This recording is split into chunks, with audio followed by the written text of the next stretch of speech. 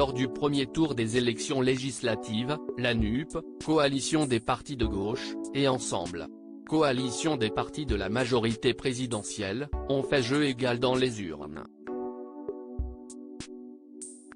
Pour Emmanuel Macron, réélu en avril dernier pour un second mandat comme président de la République, l'enjeu est important, obtenir la majorité à l'Assemblée nationale.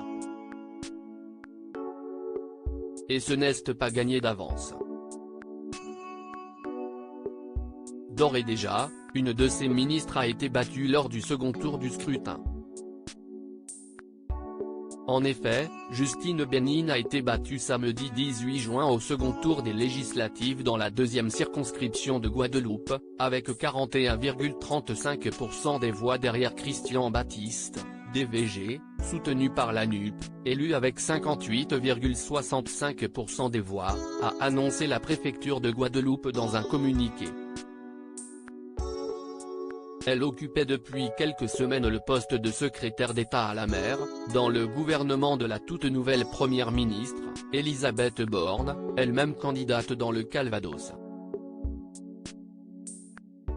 Députée sortante, Justine Bénin jouait son poste au gouvernement lors de ce scrutin car l'exécutif avait rappelé en amont du vote qu'en cas d'échec aux législatives le ministre candidat devrait quitter le gouvernement conformément à une règle non écrite mais déjà appliquée en 2017 par le président.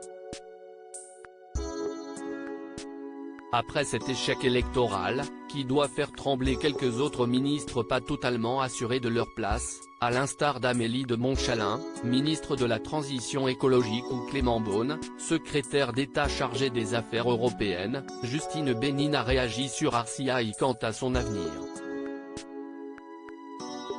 En l'état actuel des choses, elle n'avait pas encore eu de réponse à cela et devrait être fixée d'ici lundi, a-t-elle dit selon l'AFP. Pour Jean-Luc Mélenchon, candidat malheureux à la présidentielle de 2022 et chef de file de la NUP, qui regroupe LFI, PS, PC et LFI, l'enjeu de ce second tour des législatives est d'obtenir une majorité pour espérer imposer une cohabitation au président et être nommé Premier ministre. Là encore, le pari n'est pas gagné non plus. En revanche, la NUP pourrait imposer au gouvernement une majorité relative, rendant difficile le vote de ses futures lois.